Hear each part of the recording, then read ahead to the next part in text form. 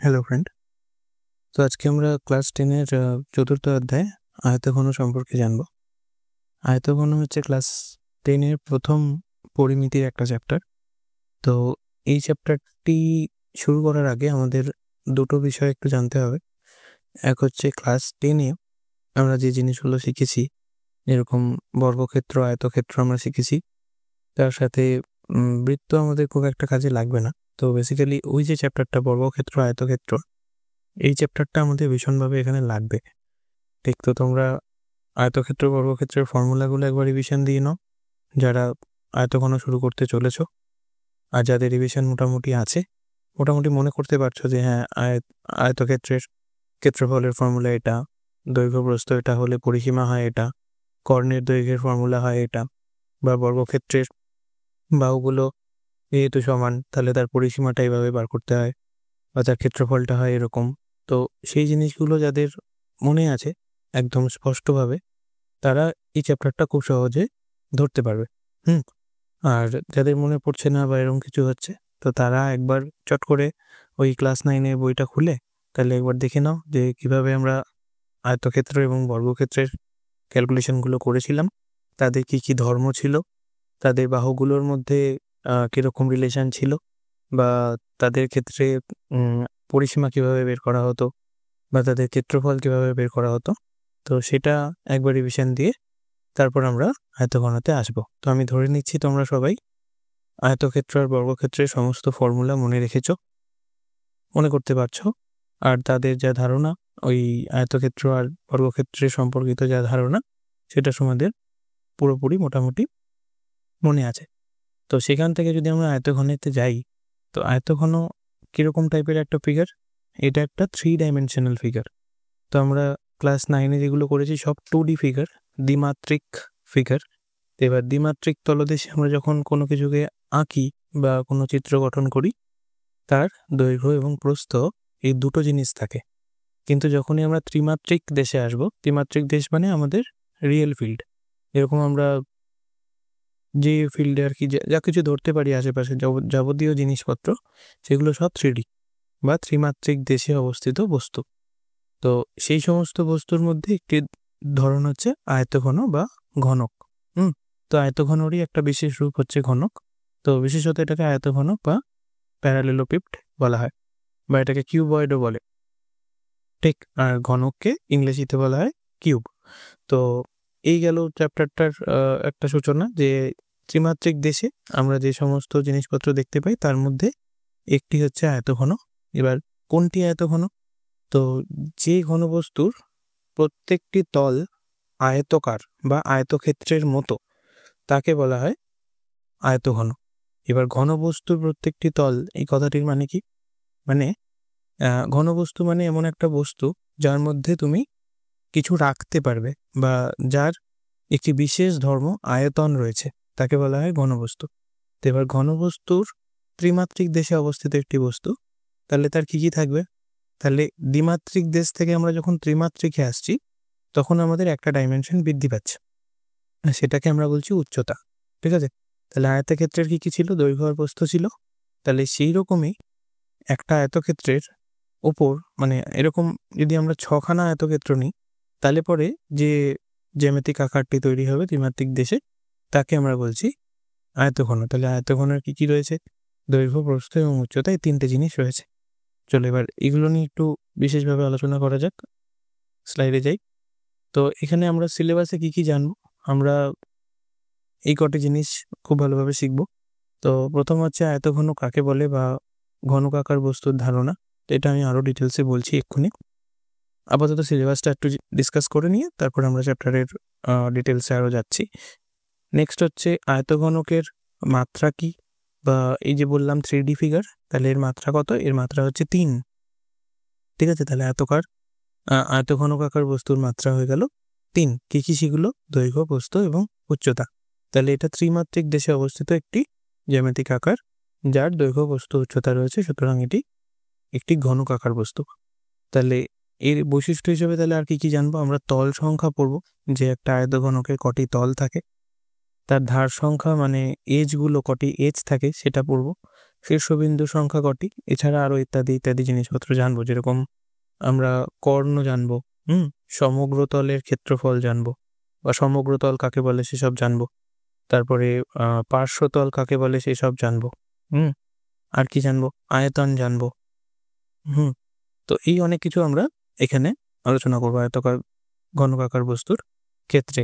Next হচ্ছে সমগ্রতলের ক্ষেত্রফলের সূত্র গঠন করব। এইবার এইগুলো তো শুধু ডেফিনেশন পড়লে হবে না, তো যে জিনিসগুলো আমাকে মেজারমেন্ট করতে হবে সেটা হচ্ছে সমগ্রতলের ক্ষেত্রফল। এই জিনিসটা আমরা এই চ্যাপ্টারে প্রথম শুনছি কানে। আগে আমরা শুধু ক্ষেত্রফল জেনেছি, যে আয়তক্ষেত্রের ক্ষেত্রফল কাকে বলে, বর্গক্ষেত্রের ক্ষেত্রফল কি। এবার যখনই সেটা ঘনক বা আয়তঘন টাইপের ফিগার হবে, 3D ফিগার হবে, তখন তার জন্য একটা নির্বিশেষ টার্ম আমরা ইউজ করব, সমগ্রতলের ক্ষেত্রফল।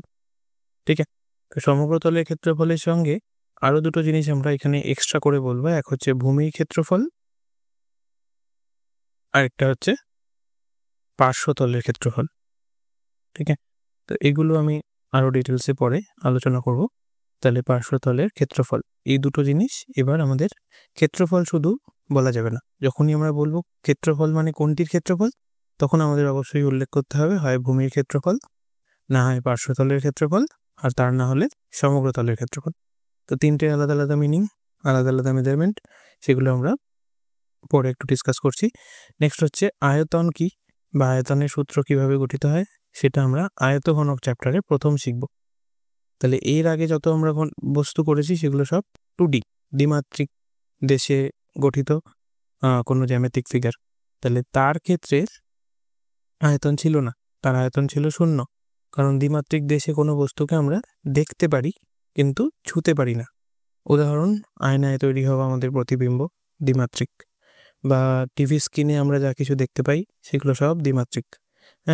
তো এই দ্বিমাত্রিক তলদেশে আমাদের যা কিছু তৈরি হয় সেগুলো দেখতে পাই অথচ ছুঁতে পারি না। তাহলে তার দৈর্ঘ্য প্রস্থ মাপতে পারি, কিন্তু সেই বস্তুটাকে আমরা ধরতে পারি না। তাহলে সেক্ষেত্রে তার শুধু আয়তন তৈরি হয়, তার শুধু ক্ষেত্রফল তৈরি হয়, আয়তন তৈরি হয় না। কিন্তু ত্রিমাত্রিক দেশে 3Dতে যখনই আমরা কোনো বস্তুকে দেখব বা কোনো বস্তুকে মেজার করব, তার কিন্তু দৈর্ঘ্য প্রস্থ উচ্চতা 3টিই থাকবে, সুতরাং তাকে ধরা যাবে। তা যেই বস্তুকে আমরা ধরতে পারবো বা যাকে আমরা মেজার করতে পারবো দেখে টাচ করে, তাকে আমরা বলবো কি না, তার আয়তন বলে একটা নতুন ধর্ম তার থাকবে। সেই আয়তনকে কিভাবে মেজারমেন্ট করা হবে আমরা আয়তঘনকের ক্ষেত্রে জানবো। নেক্সট হচ্ছে কর্ণের দৈর্ঘ্যের সূত্র গঠন। তাহলে যেরকম আয়তক্ষেত্রের কর্ণ ছিল, আয়তঘনকেরও কর্ণ থাকবে, তাহলে তার দৈর্ঘ্য মেজার করব। আর সবার লাস্ট হচ্ছে বাস্তব সমস্যা সমাধানে আমাদের আয়তঘনকের সূত্রের প্রয়োগ। তো যে যে সূত্রগুলো আমরা এখানে জানবো সেগুলো দিয়ে বাস্তব কিছু সমস্যা আমরা সমাধান এখানে করব। তো মার্কস ডিভিশনে যাওয়া যাক। তো চ্যাপ্টার শুরুর আগেই আমি মার্কস ডিভিশন বলে দিই, কিরম কিরম এখান থেকে কোশ্চেন আসতে পারে আর কততে কত মার্কস থাকবে। তো ফাইনাল কোশ্চেনে পরিমিতি থেকে তোমাদের মোট 3টে এমসিকিউ আসে, তার মধ্যে থেকে একটা এমসিকিউ এই চ্যাপ্টার থেকে আশা করতে পারো যে একটা এমসিকিউ এখান থেকে আসবে। এসএকিউ টাইপের কোশ্চেন, শুধু এমসিকিউ না, এখানে ফিল ইন দ্য ব্ল্যাঙ্কস বা ট্রু ফলস, এই 3টের মধ্যে যে কোনো একটা এই চ্যাপ্টার থেকে আসতে পারে। নেক্সট হচ্ছে এসএকিউ, 2 মার্কসের কোশ্চেনগুলো, সেখান থেকে 2টো কোশ্চেন হয় ফাইনাল পেপারে। তো 1 মার্কসের কোশ্চেন যদি না আসে তাহলে 2 মার্কসের কোশ্চেন আসার সম্ভাবনা বেশি। 1 মার্কসের যদি চলে আসে তাহলে 2 মার্কস আসবে, এটা নাও আসতে পারে। ঠিক আছে, বা আসবে অথবা আসবে না, এরকম যা কিছু হতে পারে, কারণ টোটাল 2টো কোশ্চেন হয় পরিমিতি থেকে। তার মধ্যে চ্যাপ্টার আছে আমাদের মোট 3 থেকে 4টি। আয়তঘনক আছে, গোলক আছে, তারপরে চোঙ আছে, শঙ্কু আছে। তো 4-5টা চ্যাপ্টার আছে, সব কিছু মিলিয়ে একটা চ্যাপ্টার আছে। তো সেই হিসেবে 5টা চ্যাপ্টার থেকে 2টো কোশ্চেন আসছে, তার মানে আয়তঘনকের থেকে আসার সম্ভাবনাটা অতটা নেই, কিন্তু যদি আসে তাহলে 2 মার্কস আসবে। আর লং অ্যান্সার টাইপ কোশ্চেনে আমাদের 4 মার্কসের কোশ্চেন 2টো করতে হয়, তার মধ্যে আয়তঘনকের একটা আসতে পারে, 3টে দেয় 2টো করতে হয়। তো সেই হিসাবে টোটাল যদি সমস্ত কিছু একদম ঠিকঠাক আসে, তাহলে আয়তঘনক থেকে যদি 3টে কোশ্চেনই চলে আসে প্রত্যেকটা টাইপের, তাহলে আমাদের মোট 7 মার্কসের সর্বোচ্চ মার্কস আয়তঘনক থেকে আসতে পারে, হলো। আর সর্বনিম্ন একটা 4 মার্কসের কোশ্চেন আমরা আশা করতেই পারি, আর একটা 1 মার্কসের কোশ্চেন আশা করতে পারি, তাহলে সর্বনিম্ন 5 মার্কস এখান থেকে আসতে পারে। বেশ, এবার এখান থেকে যে পুরো 5 মার্কস আসবে সেটা একদম ঠিক কথা নয়, কারণ আমরা এখানে যে মোট 4টি ঘনবস্তু সম্পর্কে পড়বো, ঠিক আছে? 4টি ঘনবস্তুর মধ্যে কি কি? এক হচ্ছে এই আয়তঘন, দ্বিতীয় হচ্ছে গোলক পড়বো আমরা, তৃতীয় সমকোণী সমকোণী নয়, লম্ববৃত্তাকার চোঙ পড়বো, আর চতুর্থ হচ্ছে আমরা শঙ্কু পড়বো। এই 4টে চ্যাপ্টারকে মিশিয়ে অঙ্ক তৈরি করা যায়। তো সেই রকমই মিক্সচার টাইপের কোশ্চেন এখানে ফাইনালে আসবে, আর সেই মিক্সচার টাইপের কোশ্চেনের মধ্যে আয়তঘনক বা ঘনক ঢুকে থাকবে আর কি। তো 4 মার্ক শুধুমাত্র আয়তঘনক থেকে আসবে না, তুমি এটা ভাবতে পারো যে এই মিক্সচার টাইপের কোশ্চেনের মধ্যে আয়তঘনকের ফর্মুলা ইউজ হবে। তো সেই সূত্রে বলা যে লং অ্যান্সার টাইপ কোশ্চেনে আয়তঘনক থাকবে, ঠিক আছে? তো টোটাল তোমরা মিনিমাম 5 মার্কস এই চ্যাপ্টার থেকে পাচ্ছ, ঠিক আছে? শুধু মার্কসের জন্য তো পড়াশোনা নয়, তো বুঝতেই পারছো। তো এই চ্যাপ্টারটা না করলে পরবর্তী যে চ্যাপ্টারগুলো আছে সেখানে তোমরা আয়তঘনক ইউজই করতে পারবে না। তো সেই হিসেবে আয়তঘনক খুব ভালো করে শিখতে হবে। রিয়েল লাইফে আয়তঘনকের প্রয়োগ বাস্তব ক্ষেত্রে সবচেয়ে বেশি, আয়তঘনক গোলকের প্রয়োগ অনেক বেশি। শঙ্কু অতটা রিয়েল লাইফে আমরা ইউজ করবো না, খুব কম।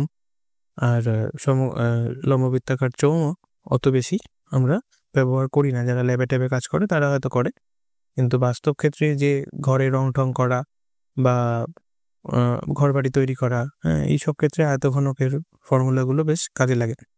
আর এছাড়াও যদি তুমি কোনো ধরো বাক্সের দৈর্ঘ্য বস্তু উচ্চতা মাপছো, তার আয়তন বের করতে হবে, দেশলাই বাক্সের আয়তন মাপছো, তো এগুলো বাস্তব ক্ষেত্রে প্রচুর এরকম এক্সাম্পল রয়েছে যেটা আয়তঘনক বা ঘনকের সাথে রিলেটেড, ঠিক আছে? তাহলে এই চ্যাপ্টারটার সঙ্গে আমরা বাস্তবের অনেকটা তুলনা করতে পারবো, ঠিক আছে?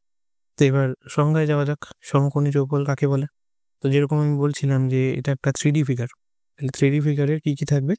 দৈর্ঘ্য, প্রস্থ এবং উচ্চতা, এই 3টে জিনিসই আমরা 3D ফিগারে কী হয় না দেখতে পাই। তো এখানেও তাই। আয়তঘনকটা দেখতে কীরকম হয়? যে ডেফিনেশন কি বলছে দেখো, যে ঘনবস্তুর প্রত্যেকটি তল আয়তাকার। তাহলে এই যে তলগুলো দেখছো এরকম দেখে মনে হচ্ছে তোমার সামান্তরিক, কিন্তু এটা 3D ফিগার বলে আমি বেঁকিয়ে এঁকেছি, কারণ আমার ল্যাপটপের স্ক্রিনটা 2D। তাহলে এই 2Dতে আমি 3D ফিগার আঁকতে পারবো না, স্বাভাবিক। তো সেটা আঁকার জন্য কি করা হয় না, একটি বিশেষ পদ্ধতির ইউজ করা হয় যেখানে 3D ফিগারকে 2D ডাইমেনশনে আঁকা হয়, এবং সেই আঁকাতে বোঝা যায় এখানে 3টে ভিউ হয়। তো এই সামনে থেকে এটাকে যদি আমরা দেখি সেটাকে বলা হয় ফ্রন্ট ভিউ, এটাকে বলে ফ্রন্ট ভিউ। সাইড থেকে যদি আমরা এই ফিগারটাকে দেখি সেটাকে বলা হয় সাইড ভিউ। আরেকটা হয় সেটা হচ্ছে টপ ভিউ, আমরা যদি ফিগারটার ওপর থেকে দেখি সেটাকে বলা হয় টপ ভিউ। তাহলে ত্রিমাত্রিক দেশে কোনো বস্তু যদি থাকে তাহলে তার 3 ধরনের ভিউ হয়। একটা হচ্ছে সেই বস্তুটাকে সামনে থেকে দেখা, দ্বিতীয় হচ্ছে তাকে পাশ থেকে দেখা, আর তৃতীয় হচ্ছে তাকে উপর থেকে দেখা। তাহলে 3ভাবে দেখে সেই ফিগারটির একটা যদি পিকচার আঁকা হয় তখন সেই ফিগারটা 2Dতে রিপ্রেজেন্ট করা সম্ভব হয়। তো সেক্ষেত্রে এই যে আয়তঘন বা সমকোণী চৌকোণ তাকে এভাবে আঁকা যায়, ঠিক আছে? এই যে ডটেড লাইনগুলো তোমরা দেখছো এটা হচ্ছে পিছনের দিককার দেয়াল, মানে পিছনে রয়েছে। তাহলে ফ্রন্ট ভিউ যেগুলো সেগুলো হচ্ছে সলিড লাইন, মানে যেগুলো আর কি পূর্ণ সরলরেখা, সেগুলো। পিছনে যেগুলো ডট ডট ডট ডট দিয়ে আঁকা ওগুলো হচ্ছে পিছনে রয়েছে, সেই তলগুলো আমি দেখতে পাচ্ছি না। তাহলে এই যে আয়তক্ষেত্রটা দেখছো ABGH, এটা হচ্ছে ফ্রন্ট ভিউ, সামনে থেকে শুধু এই তলটি দেখা যাবে। সাইড ভিউ কোনটা? EDAH, এই আয়তক্ষেত্রটা হচ্ছে সাইড ভিউ। আমি বারবার বলছি এগুলো কিন্তু আয়তক্ষেত্র, তোমাদের 3D একটু ধারণা না থাকলে তোমরা কিন্তু ফিগার দেখে যেটা বুঝবে সেটা কিন্তু আদতে নয়। তোমরা যে দেশলাই বাক্স দেখেছো সবাই নিশ্চয়ই, ম্যাচেস বক্স, তাহলে সেই যে ফিগারটা সেটাই আমি এখানে এঁকেছি, ঠিক আছে? এবার তাকে তো 2Dতে আঁকা সম্ভব না, তা 3Dতে আঁকলে আমাদের একটু বেঁকিয়ে আঁকতে হবে যাতে প্রত্যেক কটা ডাইমেনশন বোঝা যায়, ঠিক আছে? তো এই হচ্ছে 3টে ভিউ। এক হচ্ছে ফ্রন্ট ভিউ, নেক্সট হচ্ছে সাইড ভিউ, আর একটা হচ্ছে টপ ভিউ, ঠিক আছে? তো এবার এই ফিগারে কি বলা হচ্ছে দেখো, যে প্রত্যেকটি তলের আয়তাকার, তো প্রত্যেকটি তল হচ্ছে আয়তক্ষেত্রের মতো এবং বিপরীত তলগুলির দৈর্ঘ্য প্রস্থ সমান। তাহলে বিপরীত তল বলতে এখানে কটি তল রয়েছে মোট, ফার্স্টে সেটা ভাবি। তাহলে যদি তোমরা যেই ঘরে ধরো থাকার ঘরটা যদি এই টাইপের ফিগার হয়, বেশিরভাগ ক্ষেত্রেই হয়, বা ক্লাসরুমে আকার যেটা আমাদের স্কুলের বা টিউশনির, তো সেরকম জায়গায় ক্লাসরুমগুলো সাধারণত ঘনকাকার হয়ে থাকে। তো সেই ক্লাসরুমের যে আকার সেটা হচ্ছে আয়তঘন। তাহলে তার মোট কটি তল একবার ভাবো, যে মোট 6টি তল। কী কী ভাবে সেগুলো? এক হচ্ছে ভূমি, যার উপরে তোমরা দাঁড়িয়ে থাকো। নেক্সট হচ্ছে ছাদ, যেখানে আর কি ফ্যান ট্যান লাগানো থাকে। নেক্সট হচ্ছে তোমার পূর্ব দিকের দেয়াল, পশ্চিম দিকের দেয়াল হচ্ছে তার বিপরীত। নেক্সট হচ্ছে তোমার উত্তর দিকের দেয়াল, আর তার বিপরীত দেয়াল হচ্ছে দক্ষিণ দিকের দেয়াল। ঠিক আছে, তাহলে এখানে বিপরীত তলগুলো বলতে বুঝেছো, এক হচ্ছে ভূমি, তার বিপরীত হচ্ছে ছাদ। দ্বিতীয় হচ্ছে পূর্ব দিকের দেয়াল, তার বিপরীত হচ্ছে পশ্চিম দিকের দেয়াল। আর আরেকটা হচ্ছে উত্তর দিকের দেয়াল, তার বিপরীত হচ্ছে দক্ষিণ দিকের দেয়াল। তাহলে এই সমস্ত তলগুলি মোট 6টি তল, তার মধ্যে প্রত্যেকটি তলের একটি একটি করে বিপরীত তল রয়েছে। তাহলে এখানে কি বলা হচ্ছে, যে বিপরীত তলগুলির দৈর্ঘ্য সমান। তাহলে যে বিপরীত তলগুলি, এগুলো কি আয়তক্ষেত্রের মতো, তাই না? এখানে প্রত্যেকটি তল আয়তক্ষেত্র বলা হচ্ছে। তাহলে বিপরীত তলগুলির দৈর্ঘ্য এবং প্রস্থ এই দুটি সমান। আর কি বলছে, যে সন্নিহিত তলগুলি পরস্পরের উপর লম্ব। এবার একটু ভাবি, সন্নিহিত তল মানে কি? যেই তলগুলি একটার সঙ্গে আরেকটা টাচ হয়ে রয়েছে তাকে বলে সন্নিহিত তল। এরকম তোমরা যদি এই তলটাকে নাও, সাপোজ ABGH কে নাও, তাহলে সন্নিহিত তল বলতে কোনটা? এর বিপরীত তল বাদে বাকি যে 5টা তল আছে, বাকি যে 4টে তল আছে, সেই 4টে তলে কিন্তু এই তলটি সন্নিহিত তল। কিরকম? তোমরা যদি পূর্ব দিকের দেয়ালের কথা ভাবো, তাহলে পূর্ব দিকের দেয়ালের সাথে ভূমিটা টাচ হয়ে রয়েছে, ছাদটাও টাচ হয়ে রয়েছে, দক্ষিণ দিকের দেয়াল টাচ হয়ে রয়েছে, উত্তর দিকের দেয়ালও টাচ হয়ে রয়েছে।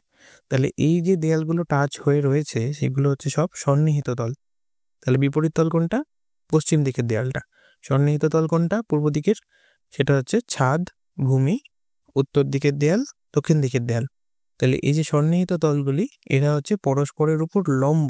এবার ভাবো, এই পূর্ব দিকের দেয়ালটাকে যদি আমি ভূমি ভাবি, তাহলে এই যে আমি 4টে তল বললাম, ভূমি, ছাদ, পূর্ব দিকের দেয়াল, এই উত্তর দিকের দেয়াল এবং দক্ষিণ দিকের দেয়াল, এই 4টে দেয়াল পূর্ব দেয়ালের উপর লম্ব। মানে পূর্ব দেয়ালের সঙ্গে যদি আমি কোণ তৈরি করি, তাহলে এই 4টে দেয়ালের 90 ডিগ্রি কোণ তৈরি হবে, মানে তারা একে অপরের উপর লম্ব হবে। তো সেই জন্যই বলা হয়েছে যে সন্নিহিত তলগুলি পরস্পরের উপর লম্ব। তো সেই ফিগারটাকে বলা হয় আয়তঘনক বা সমকোণী চৌপল। ইংলিশ নাম হচ্ছে কিউবয়েড বা রেক্ট্যাঙ্গুলার প্যারালেলোপ্রিপ। আমি বড় ওয়ার্ডটা লিখিনি, তো কিউবয়েড হিসাবে তোমরা সবাই মনে রাখবে। ঠিক আছে, রেক্ট্যাঙ্গুলার প্যারালেলোপ্রিপ বলা হয় এটাকে, সমকোণী চৌপল। তো এবার এই যে ফিগারটা, তার বৈশিষ্ট্য কি কি? তো প্রথম বৈশিষ্ট্য হচ্ছে, আমরা একটু একটু করে এগোই। তো প্রথম বৈশিষ্ট্য হচ্ছে শীর্ষবিন্দুর সংখ্যা। তাহলে এই ফিগারটার কটা শীর্ষবিন্দু রয়েছে দেখো ভালো করে। ঘরের কথা ভাবো, তো তোমাদের ঘরে, যেই ঘরে তোমরা ধরে নিচ্ছি তোমরা ক্লাসরুমে যে ঘরটায় থাকো সেটা আয়তঘনক, তাহলে তার কটি শীর্ষবিন্দু? শীর্ষবিন্দু বলতে কোণ, যেইখানে আর কি এই 3টে বাহু মিলিত হয় তাকে শীর্ষবিন্দু বলছি। তো সেখানে এই ফিগারটার দিকে দেখো এখানে মোট কটা শীর্ষবিন্দু রয়েছে? ভূমির দিকে 4টে বিন্দু রয়েছে, ABCD। আর সেই 4টে বিন্দু ছাড়া ছাদের দিকে আরো 4টে বিন্দু রয়েছে, EFGH। তাহলে শীর্ষবিন্দু মোট কটি? 8টি। ঠিক আছে, 8 আর 4 অনেকে গুলিয়ে ফেলবে, এটা 8। ঠিক আছে, তাহলে শীর্ষবিন্দুর সংখ্যা হচ্ছে 8টি। ঠিক আছে, তারা কি কি? তারা হচ্ছে ABCD এবং EFGH। ঠিক আছে, তাহলে এই হচ্ছে মোট 8টি শীর্ষবিন্দু। নেক্সট হচ্ছে আয়তঘনকের বাহুর সংখ্যা কটি? বাহুকে ধারও বলে অনেকে। ঠিক আছে, বাহু বা ধারের সংখ্যা কটি? তো শীর্ষবিন্দু বেরোলো 8টি, বাহু বা ধারের সংখ্যা কটি দেখো এবার। দেখো এখানে ভাববো কি করে? ভূমিতে ভাবি ফার্স্টে। তাহলে ভূমির তো একটা আয়তক্ষেত্র, তাহলে তার 4টে বাহু। একইভাবে ছাদেরও তো 4টে বাহু। ভূমির যদি 4টে কোণে 4টে বাহু হয়, তাহলে ছাদেরও 4টে বাহু। ঠিক আছে, আর এই যে ভূমির 4টে বাহু, ছাদের 4টে বাহু, তাদেরকে জুড়ে রয়েছে আরো 4টে বাহু, তাই না? তাহলে তাদের নাম কি কি? এক হচ্ছে AB, তাহলে আমি ফার্স্টে ভূমিরগুলো লিখছি। তাহলে AB, BC, CD, DA। এই হলো ভূমির 4টে বাহু। দেখো AB, BC, CD, DA। Next হচ্ছে ছাদের 4টে বাহু, তারা কি কি? EF, F G G H H E, তাহলে এই চারজন হচ্ছে ছাদের বাহু, E F, F G, G H এবং এইচ ই। আর হলো কি, আর হলো গিয়ে এই চারজনকে জুড়ে রয়েছে যে চারটে বাহু তাদেরকে বলা হচ্ছে উচ্চতা। তাহলে তারা কি, তারা হচ্ছে এ এইচ, বিজি, সিএফ এবং ডিই। তাহলে এই হয়ে গেল মোট বাহু সংখ্যা কটি, তাহলে 12টি। তাহলে ধার বা এজ, এটাকে এজ বলা হয়, তাহলে এজ হচ্ছে 12টি। শীর্ষবিন্দুকে বলা হয় ভার্টেক্স। তাহলে শীর্ষবিন্দু বেরোলো 8টি, ধার বা বাহু বেরোলো 12টি। নেক্সট নাম্বার 3 হচ্ছে তল সংখ্যা। তাহলে তল সংখ্যা কটি, এবার ভাবো তল কাকে বলে। তাহলে একটি আয়তক্ষেত্র মানে একটা তল। তাহলে আয়তক্ষেত্র দ্বিমাত্রিক চিত্র, তো সেটাকে আমরা তল বলতে পারি। তাহলে এখানে আমরা অলরেডি বলে ফেলেছি যে এক একটা আয়তঘনকাকার বস্তুর মোট 6টি তল, পূর্ব, পশ্চিম, উত্তর, দক্ষিণ আর ছাদ আর ভূমি। তাহলে মোট তল সংখ্যা হচ্ছে 6টি। এবার এই তলগুলোকে যদি তোমরা লিখতে চাও লিখতে পারো। আমি এরকম দুটো লিখে দিই উদাহরণ, একটা হচ্ছে ABCD, এটা কি, এটাকে বলা হয় ভূমি, ঠিক আছে। নেক্সট হচ্ছে EFGH, এটাকে আমরা বলছি ছাদ বা উপরিতল। নেক্সট হচ্ছে আমরা যদি এটাকে পূর্ব ধরি, এই দিকটাকে যদি আমি পূর্ব দিক ধরি, ইস্ট ধরি, তাহলে এটা হচ্ছে ওয়েস্ট, এই পাশটা হচ্ছে আমার নর্থ আর এই পাশটা হচ্ছে আমার সাউথ, ঠিক আছে। তাহলে সেই অনুযায়ী আমি যদি একটু ভেবে এখানে মানগুলো মানে নামকরণ করি, কিরকম হবে ব্যাপারটা, এরকম ফার্স্টে আমরা পূর্ব দিকটা লিখি, তাহলে সেটা হচ্ছে CFGB, এই যে এই দিকের তলটা। তাহলে পূর্বতল সেটা হচ্ছে কি, পূর্বতলটা হচ্ছে CFGB। একইভাবে পশ্চিম তল, সেই পশ্চিম তলটি কোনটি, সেটি হচ্ছে EDAH, বা এরকম লেখা যায় DEHA, ঠিক আছে, DEHA। শুধু এটুকু মনে রাখবে যে এই যে শীর্ষবিন্দুগুলো যেন পরপর হয়, এরকম ভুলভাল যেন না হয়, EEDH, কোনাকুনি আগে লিখে দিলাম তারপর এরকম লিখছি, তাহলে হবে না, কন্টিনিউয়াস হতে হবে। নেক্সট হচ্ছে আমাদের উত্তরতল। উত্তরতল কোনটি, এই পিছনেরটা, সেটা হচ্ছে কি CFED হলো। আরেকটা হচ্ছে দক্ষিণ তল। দক্ষিণ তল কোনটা, যেটা সামনে থেকে দেখতে পাচ্ছি ফ্রন্ট ভিউতে, এটা হচ্ছে ABGH, ঠিক আছে, ABGH। তাহলে এই গেল মোট 6টি তল, ঠিক আছে। তাহলে আয়তঘনকাকার বস্তু কটি শীর্ষবিন্দু, কেউ MCQতে জিজ্ঞেস করলে শীর্ষবিন্দুর সংখ্যা হচ্ছে মোট 8টি। বাহু সংখ্যা কটি, ভূমিতে 4টে, ছাদে 4টে, এই চারজনকে জুড়ে রয়েছে আরও 4টে, তাহলে মোট 4 4 4 12টি। আর তল সংখ্যা কটি, 6টি, তার মধ্যে পূর্ব, পশ্চিম, উত্তর, দক্ষিণ 4টে তল, আর ভূমি আর ছাদ মিলে মোট 6টি তল। তো এই গেল। নেক্সট 4 নম্বর হচ্ছে কর্ণ। কর্ণটা আগে বলা উচিত ছিল, বাহুর পরে। তো কর্ণ কি হয়, কর্ণ কাকে বলে না, যখনই আমরা একদম দ্বিমাত্রিক চিত্র এঁকেছিলাম মনে পড়ে আয়তক্ষেত্রের, কর্ণের সংজ্ঞা কি বলেছিলাম, যে কোনো শীর্ষবিন্দু থেকে তার বিপরীত শীর্ষবিন্দু সংযোজক সরলরেখাকে বলা হয় কর্ণ। তাহলে এখানে এই বিন্দু যদি আমরা ধরে নিই, এই বিন্দুর বিপরীত বিন্দু কোনটা, এফ বিন্দুটা, AF, ডট ডট লাইন দিয়ে জুড়ছি এটা। তাহলে AF এটা হচ্ছে একটা কর্ণ। তাহলে যে তলে আমরা আছি তার বিপরীত তলের বিপরীত শীর্ষবিন্দুকে বলা হচ্ছে কর্ণ, মানে বিপরীত শীর্ষবিন্দু সংযোজক সরলরেখাকে বলা হচ্ছে কর্ণ। তাহলে এরকম কটি কর্ণ থাকবে, দেখো A থেকে F হলো একটা, H থেকে C হবে একটা, তাহলে এই দিকে দুটো হয়ে গেল। আবার যেই দুটো হয়ে গেল সেই দুটো অপর তলের দুটোকে নিয়ে নিল, তাহলে দুটো দুটো 4টে বিন্দুর মধ্যে দুটো কর্ণ হয়ে গেল। বাকি 4টে বিন্দুর মধ্যে আরো দুটো কর্ণ হবে, তাহলে মোট কর্ণ সংখ্যা কটি, 4টি। দেখে, তাহলে কর্ণ সংখ্যা কটি, 4টি। তারা কি কি, এক হচ্ছে A এর সাথে আমি জুড়েছি AF, ঠিক আছে, তাহলে প্রথমটি হচ্ছে AF, তারপর হচ্ছে কি CH, নেক্সট হচ্ছে বি এর সাথে হবে ই, BE, আর নেক্সট হবে কি ডি এর সাথে জি।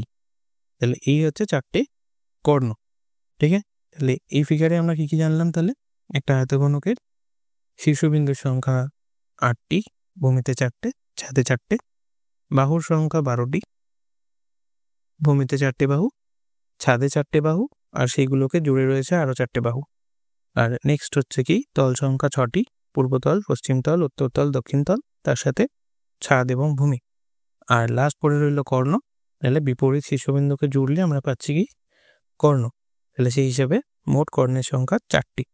ঠিক আছে, আর যদি জিজ্ঞেস করে মাত্রা কত, 5 নম্বর হচ্ছে মাত্রা লিখে নিতে পারো, যে মাত্রা হচ্ছে 3। এটাকে বলা হয় 3D ফিগার, 3 ডাইমেনশনাল ফিগার। ঠিক আছে, তো 3D যেহেতু, তাহলে এর মাত্রা হচ্ছে ত্রিমাত্রিক, বলা হয় ত্রিমাত্রিক ফিগার, বা এর মাত্রা 3। সেই মাত্রাগুলো কি কি? এক হচ্ছে দৈর্ঘ্য, দ্বিতীয় হচ্ছে প্রস্থ, আর তৃতীয় হচ্ছে উচ্চতা। ঠিক আছে, তাহলে এই 3টে হলো এর মাত্রা। বোঝা গেল? তাহলে এখানে এবার দৈর্ঘ্য কটা রয়েছে কেউ যদি জিজ্ঞেস করে দৈর্ঘ্য কটা, তাহলে দৈর্ঘ্য হচ্ছে 4টি, প্রস্থও 4টি, উচ্চতাও 4টি।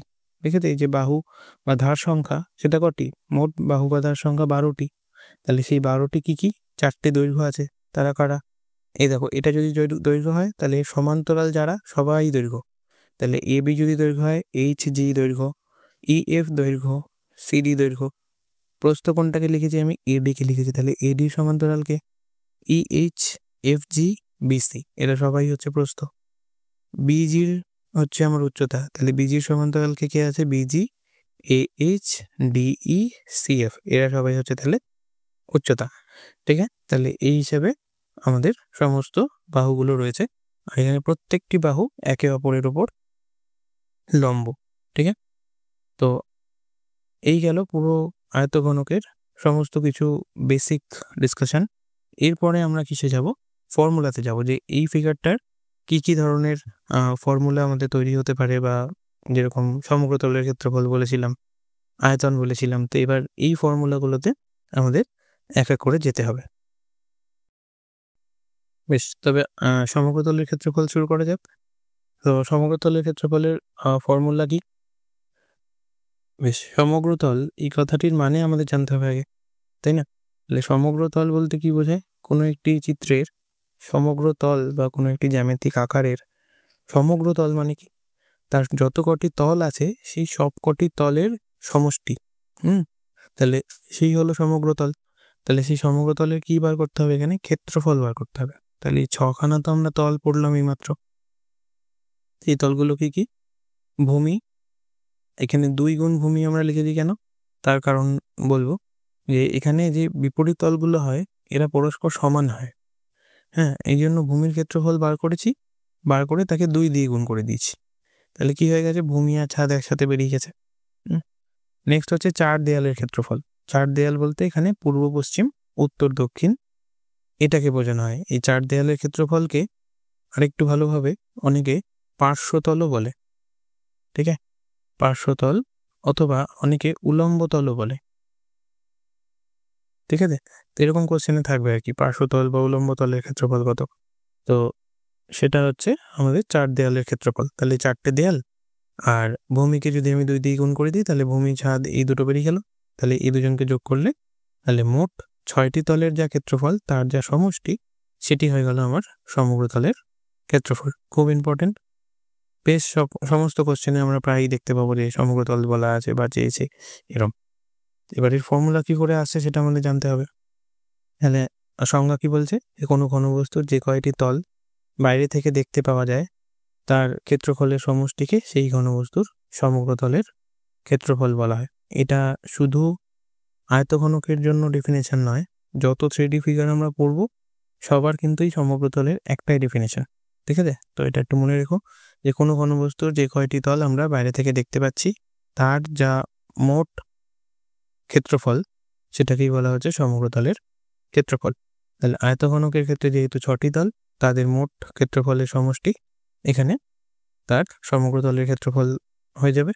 তাহলে এখানে ভূমি যেহেতু ছাদের সাথে সমান, তাহলে 2 গুণ ভূমি আর 4টে দেয়াল। বোঝা গেছে? তো এবার ভূমির ক্ষেত্রফল কি করে বার করবো, তাই না? তো এটা যদি আমাদের চিত্র হয়, দেখো আবার একটা চিত্র রেখেছি, ABCD একই ফিগার। তো উপরে EFGH, এখানে এই উচ্চতাটাকে আমরা উচ্চতা লিখিনি, H লিখেছি, হাইট। ঠিক আছে, তা হাইটকে শর্টে H লিখেছি, লেন্থকে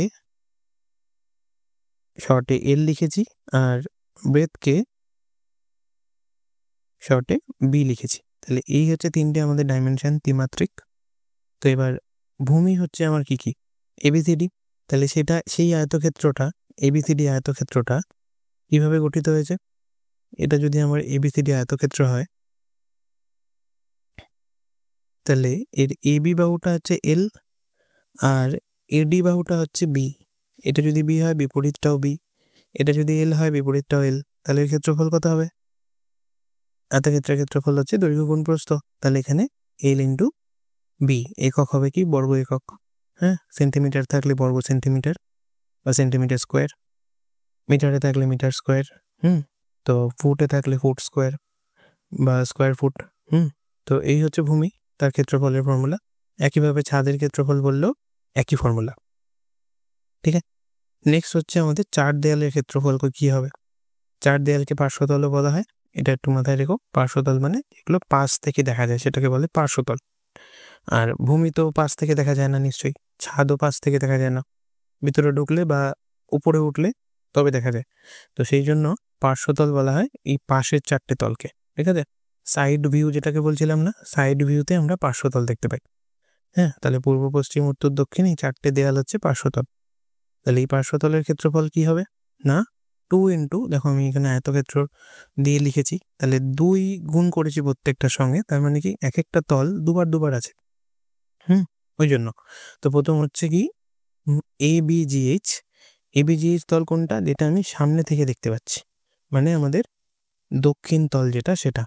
ঠিক আছে, আমরা এটা ধরেছিলাম পূর্ব, ইস্ট, এটা হচ্ছিল ওয়েস্ট, তাহলে ওই পাশের তলটা হচ্ছিল নর্থ, আর এটা হয়ে যাচ্ছিল সাউথ।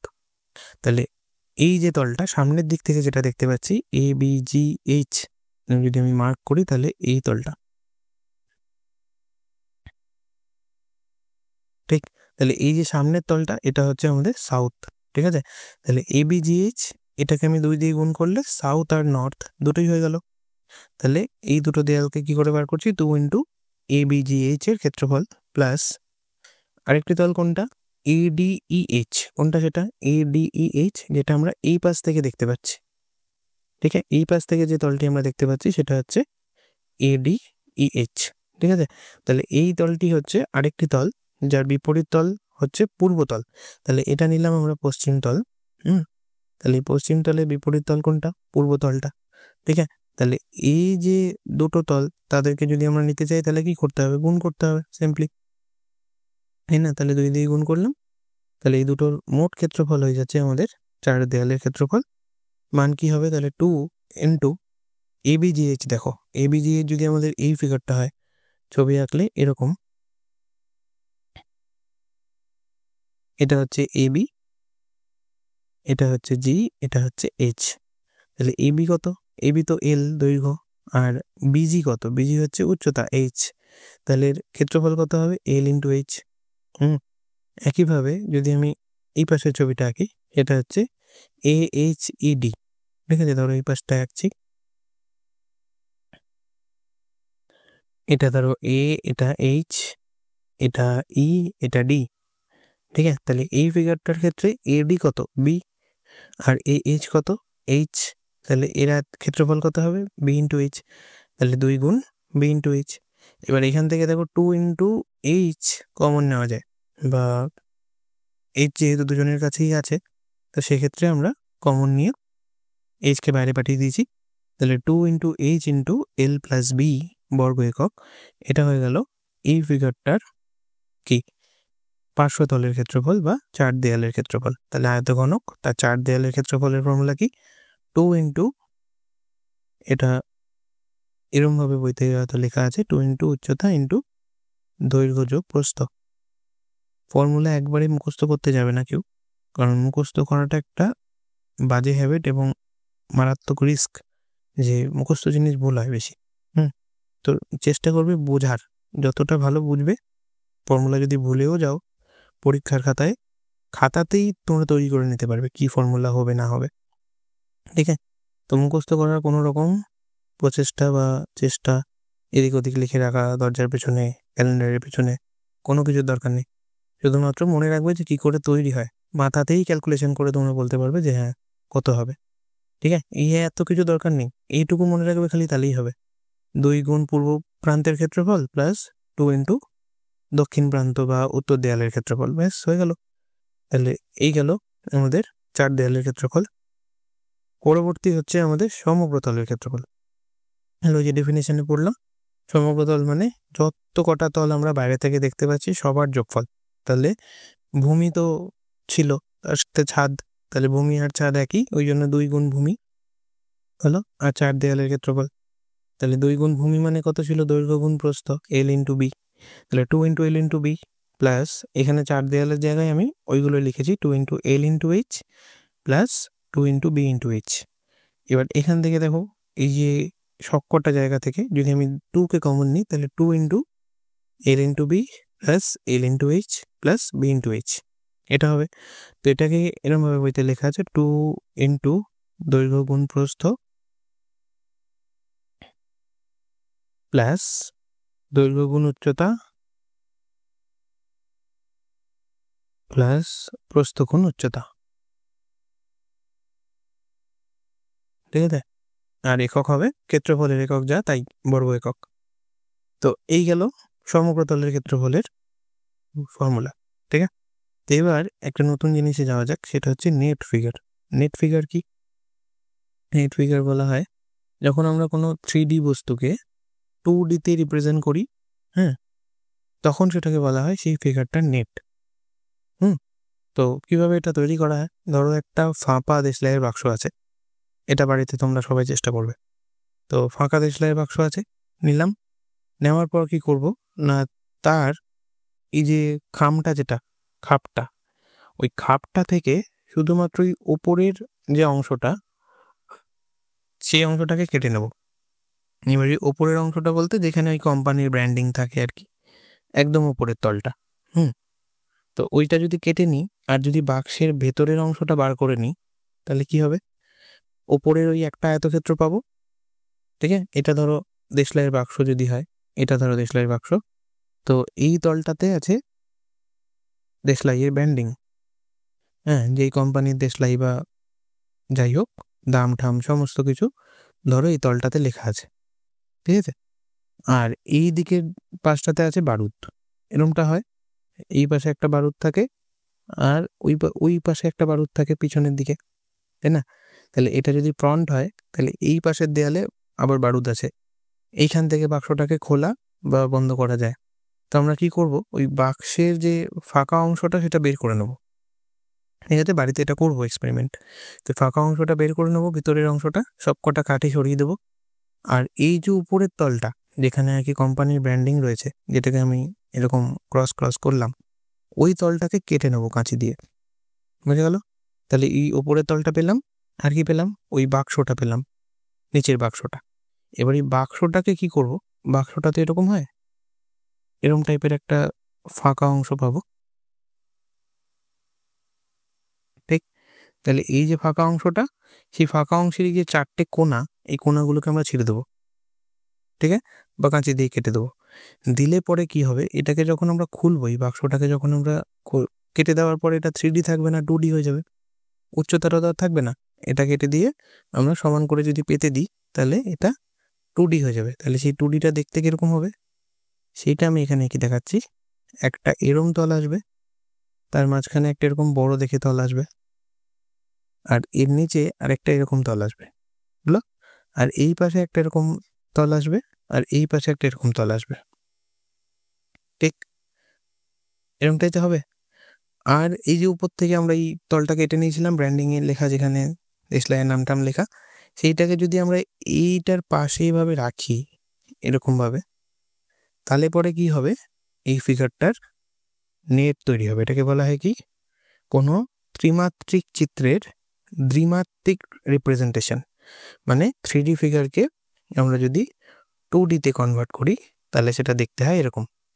এই ফিগারটাকে যদি আমরা কনভার্ট করি এরকমটা দেখতে হবে আর কি।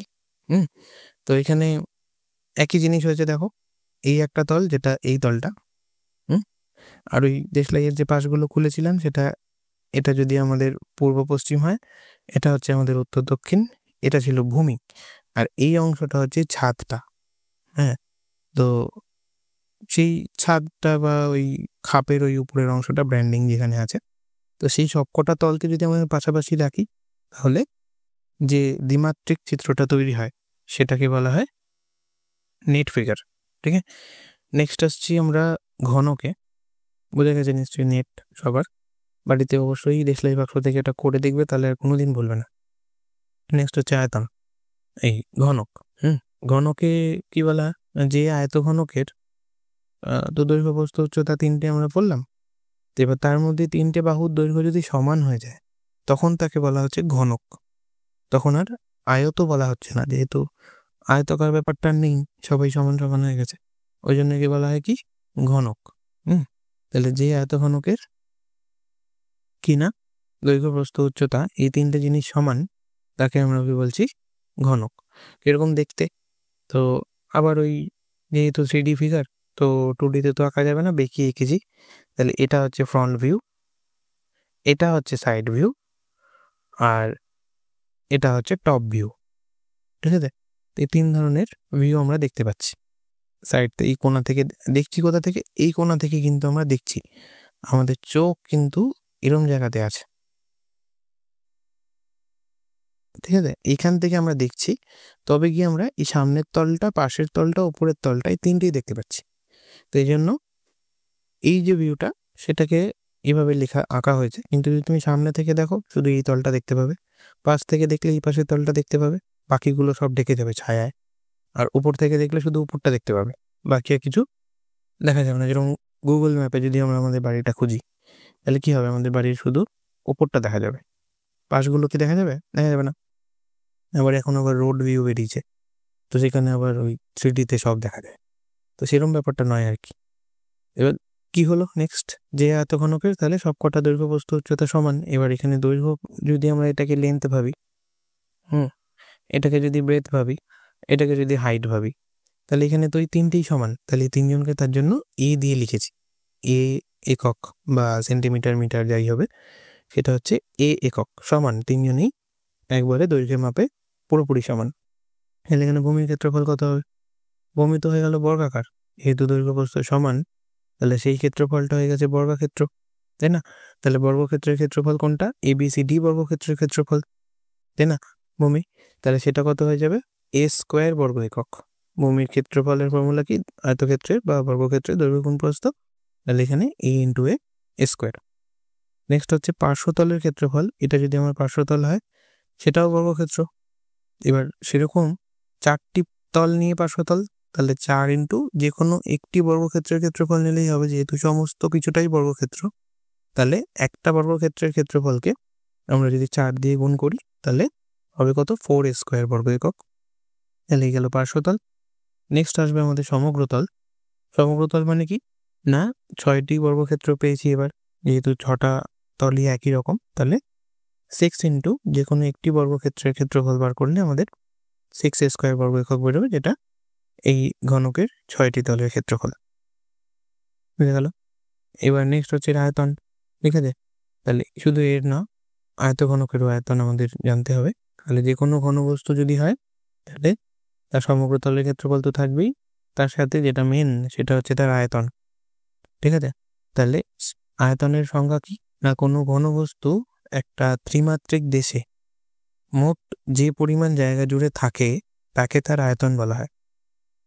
ঠিক আছে, এবার ত্রিমাত্রিক দেশ কোনটা, এই যে আমাদের বায়ুমণ্ডল ত্রিমাত্রিক দেশ। এই যে 3D-তে বা বিশ্বব্রহ্মাণ্ডে যা কিছু আছে সব 3D, দৈর্ঘ্য প্রস্থ উচ্চতা আছে। 3Dর পরে কি আছে, 4D, এটাকে আমরা বলি টাইম। তো অত দূরে যেতে হবে না, 3D-তেই থাকো। তো দৈর্ঘ্য প্রস্থ উচ্চতা এই 3টে ডাইমেনশনকে যদি আমরা মেজার করতে পারি, তার মানে এর মধ্যে নিশ্চয়ই কিছু রাখা যাচ্ছে। যেরকম আমাদের ঘরের দৈর্ঘ্য প্রস্থ উচ্চতা আছে, তো ঘরের মধ্যে আমরা খাট, আলমারি, পড়ার টেবিল, কম্পিউটার টেবিল, হ্যাঁ, আর এই সমস্ত কিছু আমরা রাখছি। তাহলে এর নিশ্চয়ই কোনো একটা ধর্ম আছে যার জন্য এর মধ্যে কোনো বস্তুকে রাখা যাচ্ছে। এবার এটা যদি নিরেট হয়, নিরেট মানে লুডোর ছক্কা, প্লাস্টিকের তৈরি, নিরেট একটা আয়তঘনক, বা ঘনক, তাহলে তার মধ্যে কি রয়েছে? প্লাস্টিক রয়েছে। ওটা তো নিশ্চয়ই ফাঁপা না, তাহলে যেহেতু পূর্ণাকার সুতরাং ওর মধ্যে প্লাস্টিক আছে। তো সেরকম যদি প্লাস্টিক না থাকে, আমরা যদি একটা ফাঁকা ঘর বানাই আয়তঘনকের মতো, তাহলে তার ভিতরে বায়ু আছে, তার মানে কিছু তো সেটা কন্টেন্ট করছে। যদি আমরা আয়তঘনকাকার চৌবাচ্চা বানাই, জল রাখার ট্যাঙ্কি, তাহলে তার মধ্যে জল থাকবে, তাহলে কিছু তো একটা আয়তন সে কন্টেন্ট করবে, কিছু তো একটা বস্তু সে কন্টেন্ট করবে। তো সেই ধর্মটাকেই বলা হয় তার আয়তন, ঠিক আছে, যেই ধর্মের জন্য সে কোনো কিছুকে ধারণ করতে পারে। তাহলে যে ঘনবস্তু ত্রিমাত্রিক দেশে কিছু পরিমাণ জায়গা জুড়ে থাকে, এবার কিছু পরিমাণ জায়গা জুড়ে মানে সে যতটা জিনিস ধারণ করছে ততটা জায়গা সে ধারণ করে নিচ্ছে ত্রিমাত্রিক দেশে, ঠিক আছে। তো যতটা জায়গা জুড়ে অবস্থান করছে তাকে সেই ঘনবস্তুর আয়তন বলা হয়। এর একক কি? এর একক হচ্ছে ঘন একক। যেরকম আমরা বর্গ একক পড়েছিলাম না ক্ষেত্রফলের একক, সেই হিসেবে ঘনফল এখানে বলা হয়। এই আয়তনের কে মাপার জন্য আমরা বলি ঘনফল কত, তাহলে কোনো বস্তুর ঘনফলের একক হচ্ছে ঘন একক। হ্যাঁ, তাহলে কিভাবে মাপা হয়? আয়তন মাপার ফর্মুলা হচ্ছে ভূমির ক্ষেত্রফল ইন্টু উচ্চতা, ঠিক আছে। তো যত আমাদের রেগুলার ফিগার আছে, রেগুলার ফিগার বলতে এক তো আমাদের আয়তঘনক, দ্বিতীয়ত হলো ঘনক, তৃতীয়ত হচ্ছে চৌং। তো এই সমস্ত কিছুর জন্য আয়তনের ফর্মুলা হচ্ছে ভূমির ক্ষেত্রফল ইন্টু উচ্চতা। তাহলে ভূমিটার ক্ষেত্রফলকে যদি আমরা বার করি, সেটাকে যদি আমরা বারবার রিপিট করি এই উচ্চতা পর্যন্ত, তাহলে সেই বস্তুটার আয়তন পাওয়া যাবে, ঠিক আছে। তাহলে এবার দেখো ভূমির ক্ষেত্রফল মানে কি? দুটো ডাইমেনশন, তাহলে লেন্থ ইন্টু ব্রেথ, এই দুটো, তার সাথে যদি আমরা উচ্চতাকে গুণ করি তাহলে ইন্টু এইচ। এবার এখানে 3 বার একই একক গুণ হলো।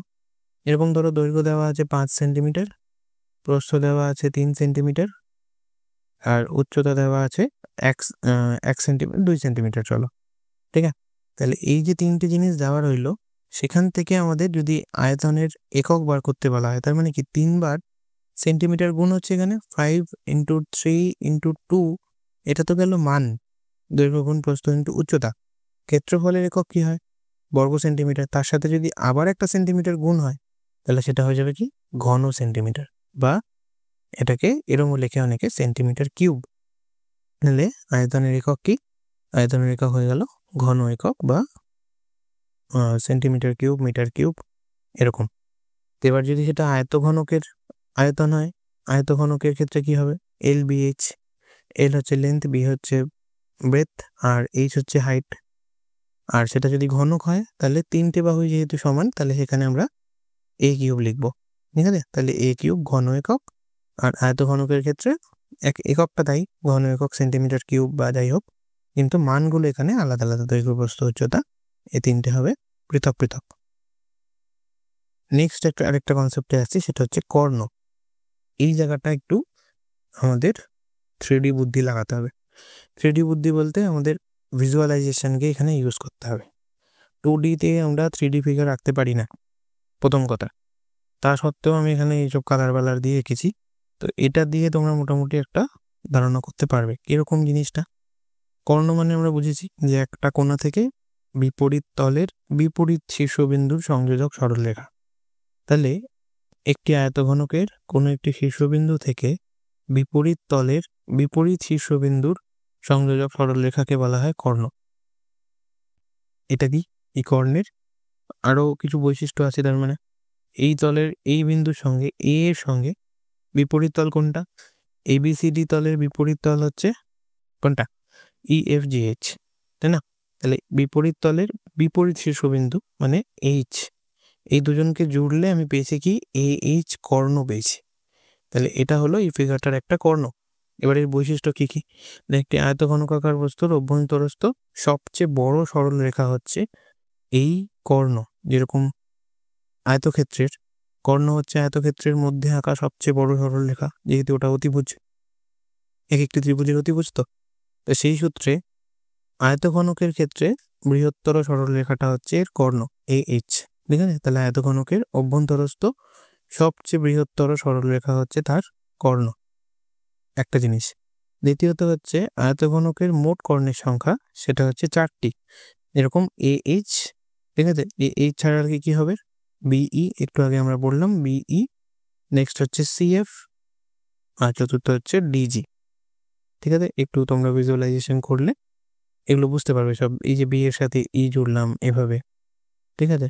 তো এরকম মোট 4টি কর্ণ, এক একটা নিচে এক একটা ভূমির বিন্দুর সাথে ছাদের এক একটা বিন্দুর বিপরীত বিন্দুর সংযোজক লাইন, হলো?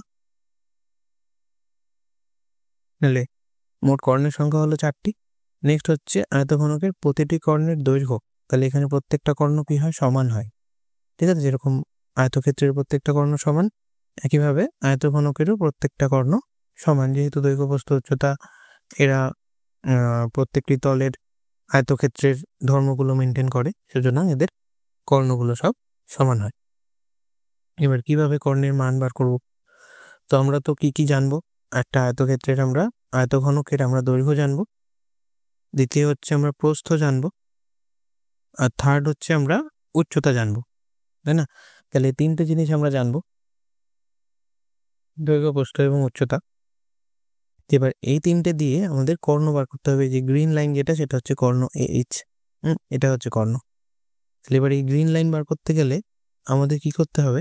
ভূমির কর্ণটা আগে বের করতে হবে। তাহলে ভূমির কর্ণ হচ্ছে এখানে কোনটা? AC, ঠিক আছে? AC, তাহলে এই যে ভূমিটা ABCD, সেখান থেকে যদি আমি AC কে আঁকি, তাহলে এরকম একটা ত্রিভুজ আছে ভূমিতে ABC, যার কর্ণ কোনটা? এটা কি? ভূমির কর্ণ, ঠিক আছে? তাহলে এই যে ভূমির দৈর্ঘ্য হচ্ছে AB, ভূমির প্রস্থ হচ্ছে BC, ভূমির কর্ণ যদি AC হয়, তাহলে এখান থেকে আমরা লিখতে পারি যে AC সমান সমান √L² + B², একক। যেহেতু এটা দৈর্ঘ্য, তাহলে এর একক কি হবে? সেন্টিমিটার, মিটার, এরকম। তাহলে এটা হলো ভূমির কর্ণ, ঠিক আছে? AC হলো ভূমির কর্ণ। এবার কি বার করব? আসল কর্ণ AH। এবার দেখো একটা ত্রিমাত্রিক ত্রিভুজ তৈরি হয়েছে, সমকোণী ত্রিভুজ, এরকম ACH, green line, orange line, blue line, ঠিক আছে? তাহলে এই 3টে দিয়ে ACH ত্রিভুজ তৈরি হয়েছে। ACH ত্রিভুজের AC আমরা এইমাত্র বের করলাম √L² + B²। CH কত? H, উচ্চতা তো CH, তাহলে H হচ্ছে উচ্চতা। তাহলে এই ত্রিভুজটার দুটো জিনিস পেয়ে গেছি আমরা, AC আর CH। তাহলে অতিভুজ বের করবো কি করে? AH হচ্ছে আমার অতিভুজ, সমান সমান √ভূমি² AC² প্লাস উচ্চতা CH²। তাহলে এবার এখানে দেখো AC² যদি আমরা করি, তাহলে ACর মান কত? √L² + B², তার হোল স্কোয়ার হয়ে যাবে। উচ্চতা হচ্ছে H, তাহলে H² হবে। সবকটাকে যদি আমরা সরলাকৃত করি, তাহলে এটা রুটটা উঠে যাবে স্কোয়ারের সাথে, তাহলে আসবে কি? শুধু রুটের ভিতর L² + B² + A², মানে রুটের ভিতর দৈর্ঘ্য স্কোয়ার প্লাস প্রস্থ স্কোয়ার প্লাস উচ্চতা স্কোয়ার, ঠিক আছে? এখানেও একক, যেহেতু এটা দৈর্ঘ্যের একক তো সেন্টিমিটার বা মিটার, সুতরাং এখানে ঘন একক বা বর্গ একক এসব লিখে দিও না, আবার শুধুমাত্র এককে এটা মেজার করা হবে। দৈর্ঘ্য যেতে থাকবে, কর্ণ তাতেই আসবে, সেন্টিমিটার হলে সেন্টিমিটার, মিটার হলে মিটার। তো এই গেল আয়তঘনকের কর্ণ, ঠিক আছে? তো এখানে যদি আমরা ঘনক ব্যবহার করি, তাহলে কি হবে?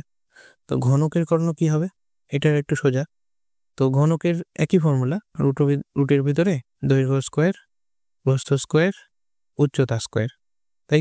এবার এখানে দৈর্ঘ্য, প্রস্থ, উচ্চতা তো সমান, তাহলে এখানে রুটের ভিতর চলে আসবে কত? 3A², তাই না? A² আবার রুটের থেকে বাইরে বেরিয়ে যাবে, তাহলে হয়ে যাবে কি? A√3, মানে এটাকে আমরা লিখতে পারি কি? বাহু √3 একক, ঠিক আছে? তাহলে এই হয়ে গেল আমাদের ঘনকের কর্ণ। ঘনকেরও 4টি কর্ণ, একই কথা।